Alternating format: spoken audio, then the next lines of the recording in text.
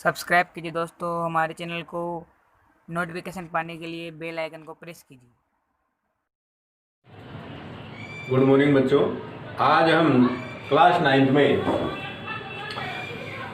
इसका जो पहला लेसन था वो पूरा हो चुका है।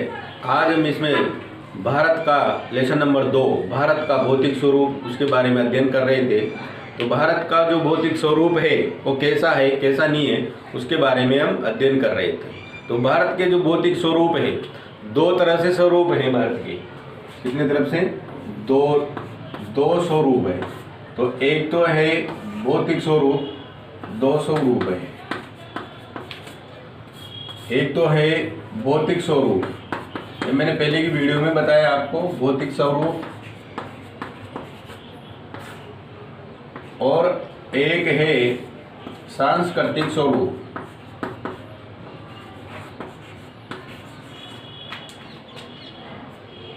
सांस्कृतिक स्वरूप दो तरह से स्वरूप है। तो भौतिक स्वरूप में इसके सारी भौतिक आकृति आ जाएगी। कहीं पर पर्वत, कहीं पे पठार और मरुस्थल, द्वीप समूह, तटीय मैदान, ये सारी चीज़ें भौतिक स्वरूप में आ जाएगी। और जो सांस्कृतिक स्वरूप है इसमें खान पान, रहन सहन और पहनावा, वो सारी चीज़ें इसके अंदर आ जाएगी। तो दो तरह से भारत के स्वरूप देख सकते हैं अपन, दो स्वरूप हो गए। तो जो इसके मुख्य भौगोलिक विवरण है इसका, कौन कौन सी स्थला कृतियों के बारे में अपन को अध्ययन करना है। जैसे पहला इसका बहुत हिमालय पर्वत,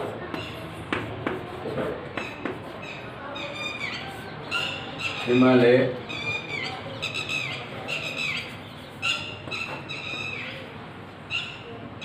पर्वत, हिमालय पर्वत श्रृंखला। उसके बाद है उत्तरी मैदान,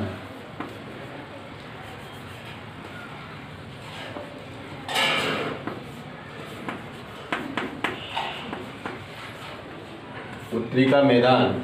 उसके बाद है प्रायद्वीपीय पठार, प्रायद्वीपीय पठार।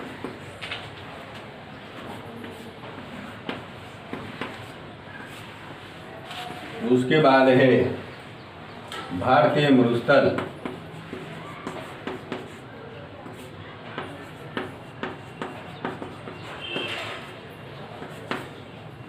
और भारतीय मरुस्थल के बाद है तटीय मैदान।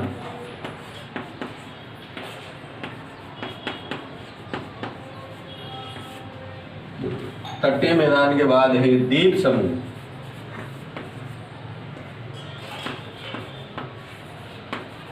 ये सारी जो स्थलाकृतियां हैं 6, इनके बारे में अपन इस पाठ में अध्ययन करेंगे। तो हिमालय पर्वत के बारे में अपन पढ़ चुके थे, उत्तरी मैदान के बारे में अपन पढ़ चुके थे, उसके बाद प्रायद्वीपीय पठार के बारे में अपन पढ़ चुके थे। आज हम जिस टॉपिक का अध्ययन करेंगे वो है भारतीय मरुस्थल।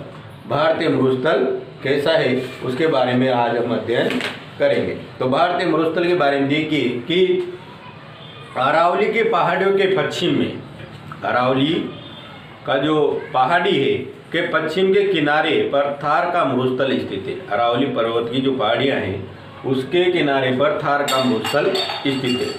ये बालू के डिब्बे से ढका एक तरंगित मैदान है। इस क्षेत्र में प्रतिवर्ष 150 मिमी से कम वर्षा होती है। मतलब यहाँ पर जो मरुस्थल है वहाँ पर बारिश बहुत कम होती है, बहुत कम, 150 मिमी से भी कम वर्षा होती है।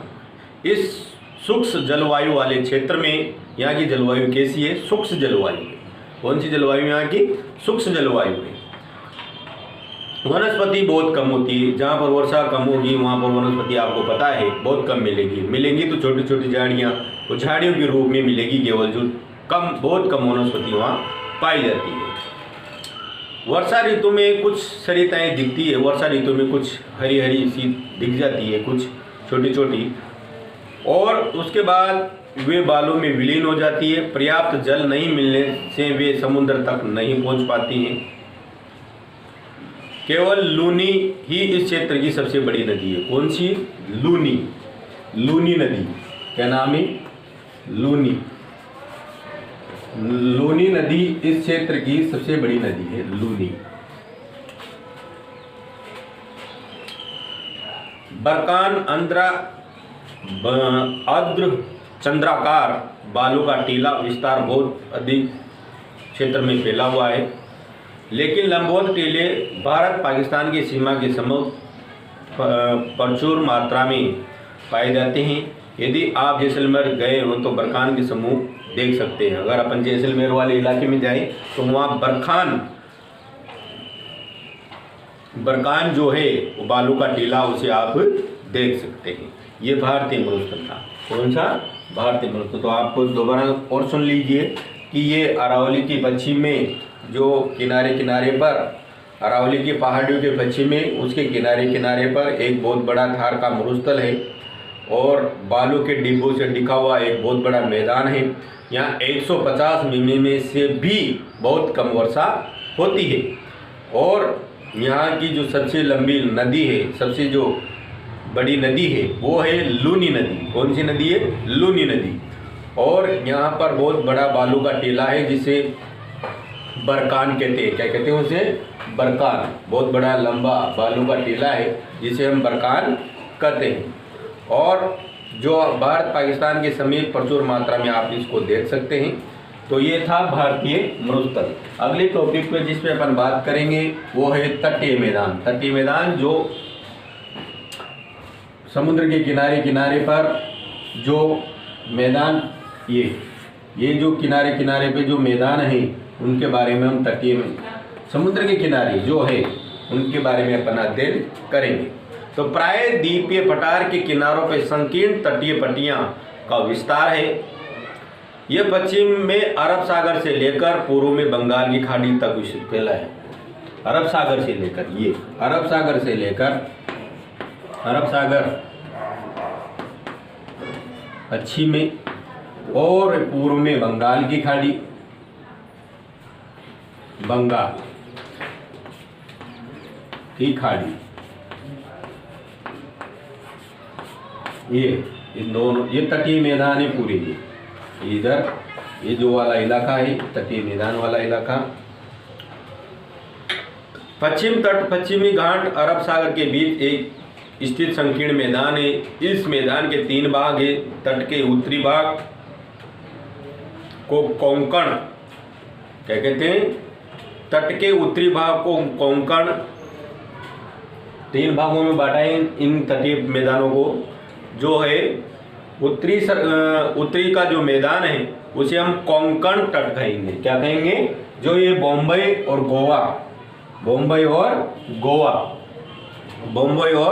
गोवा का मैदान है। मध्य भाग को कन्नड़ का मैदान कहेंगे। इसके बाद चलो आप कर्नाटक में कन्नड़ वाला जो भाग है, ये इधर कर्नाटक है, इधर लास्ट में ये कन्नड़, गोवा, महाराष्ट्र और गोवा के बीच के मैदान के बाद इधर कन्नड़ का भाग है और दक्षिण भाग में मालाबार का तट।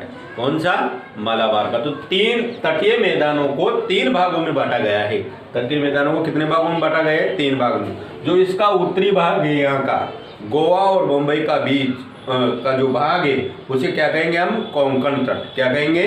कोंकण तट, जो मुंबई और गोवा की सीमा में पड़ता है, कोंकण तट। उसके बाद जो मध्य का भाग है जो कर्नाटक में है वो कन्नड़ का मैदान बोलेंगे। उसे क्या बोलेंगे? कन्नड़ का मैदान। उसके बाद जो लास्ट वाला जो मैदान है इसका मालाबार तट, इधर के लग में यहाँ ये मालाबार तट। उसके बाद देखिए आप आगे दक्षिणी भाग को कहा जाता है मालाबार तट। बंगाल की खाड़ी के साथ विस्तृत मैदान का चौड़ा और समतल है। उत्तरी भाग में इसे उत्तरी सरकार भी कहा जाता है। उत्तरी भाग में इसे क्या कहा जाता है? उत्तरी सरकार भी कहा जाता है।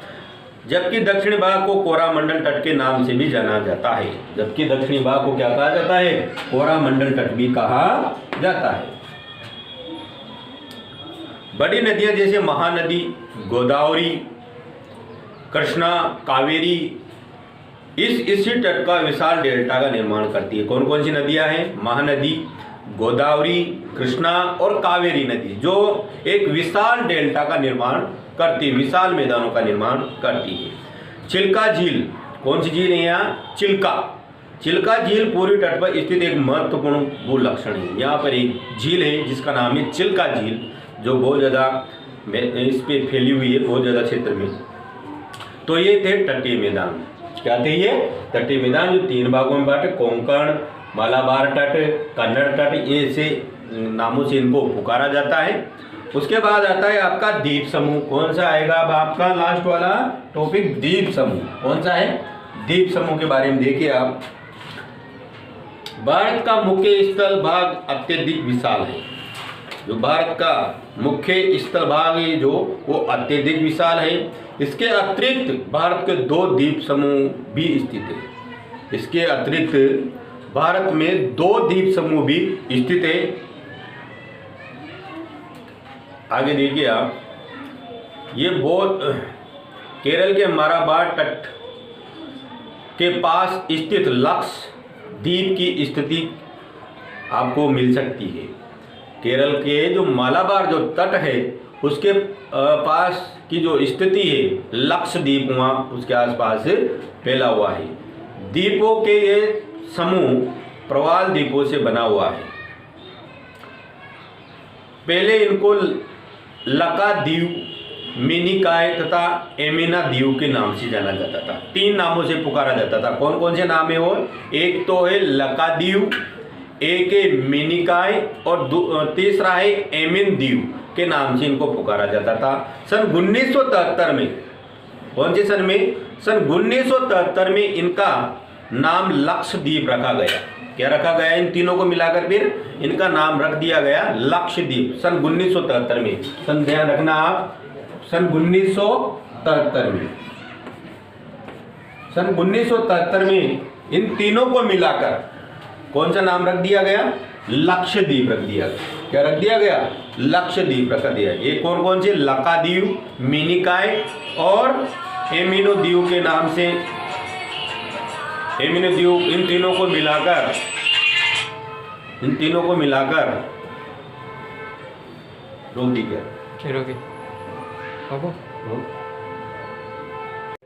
आगे देखिए अब, इन तीनों द्वीपों को मिलाकर सन 1973 में इसका नाम रख दिया गया लक्षद्वीप। कारावती द्वीप लक्षद्वीप और प्रशासनिक मुख्यालय है।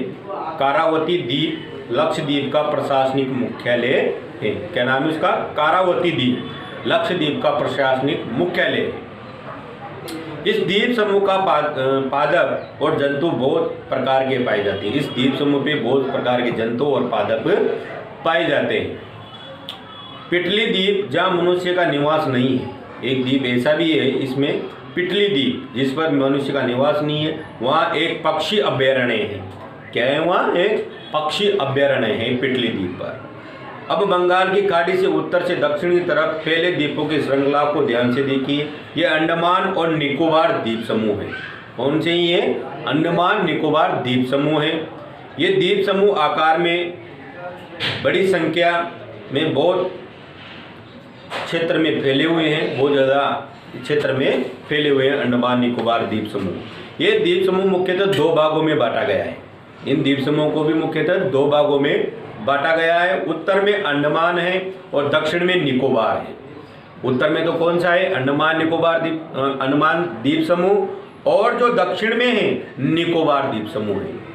यह माना जाता है कि ये द्वीप समूह निमज्जित पर्वत श्रेणियों में से शिखर पर है।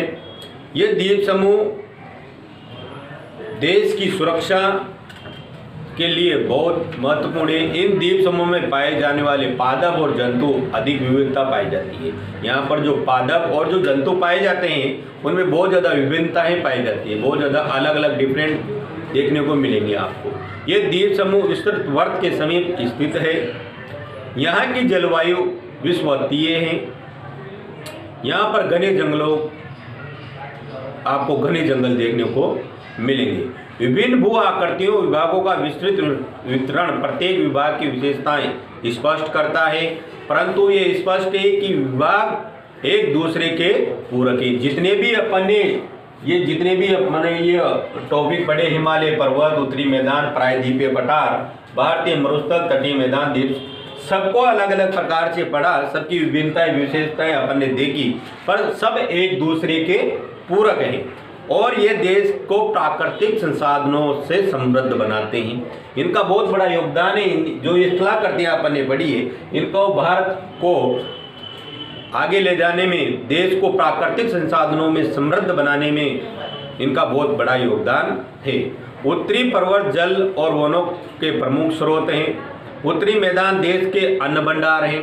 देखो, सबके अलग अलग काम हैं। जो उत्तर में जो पर्वत और जो वन हैं वहाँ के, तो वो बहुत ज़्यादा अपन को पर्वतों से जल और वनों से हमें बहुत प्रकार की सामग्री प्रदान करते हैं। उसके बाद जो उत्तर के मैदान हैं, उत्तर के मैदान है वो अन्न के भंडार भरते हैं। देश के क्या भरते हैं? अन्न के भंडार। इनकी प्राचीन सभ्यताओं के विकास को आधार मिला है।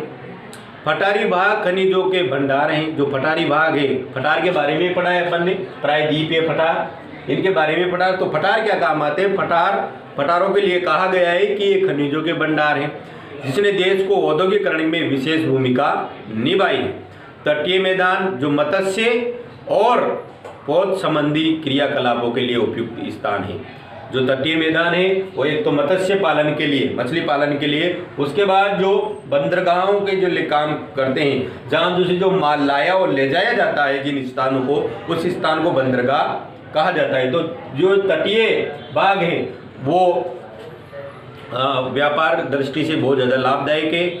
इस प्रकार देश की विविध भौतिक आकृतियों भविष्य में विकास के लिए अनेक संभावनाएं प्रदान करती है। ये जो विशिष्ट आकृतियाँ अपन ने जो भौतिक आकृतियाँ पढ़ी, इनको क्या कहते हैं अपन? भौतिक आकृतियाँ। क्या कहते हैं? भौतिक आकृति। भौतिक आकृति इनको कहेंगे। ये भौतिक आकृतियाँ हैं, ये अपने देश को आगे बढ़ाने में और अपने देश को समृद्ध बनाने के लिए बहुत ज़्यादा महत्वपूर्ण योगदान रखती है। तो ये जो लेसन है आपका, लेसन नंबर 2, ये पूरा हो चुका है। आप इसके क्वेश्चन आंसर करें और इसका घर पर अध्ययन करें। एक बार और देख लीजिए आप। ये जो आकृतियाँ पढ़ी है अपने, भू आकृतियाँ, हिमालय पर्वत है, उत्तरी मैदान है और प्रायद्वीपीय पठार है, भारतीय मरुस्थल है, तटीय मैदान है और द्वीप समूह है। ये 6 प्रकार की अपने भौतिक आकृतियों का इस पाठ में अध्ययन किया है। लेसन का नाम था भारत का भौतिक स्वरूप। ये भारत का भौतिक स्वरूप है। कौन सा स्वरूप है ये? भारत का भौतिक स्वरूप। आप इसका घर पर अध्ययन करें। धन्यवाद।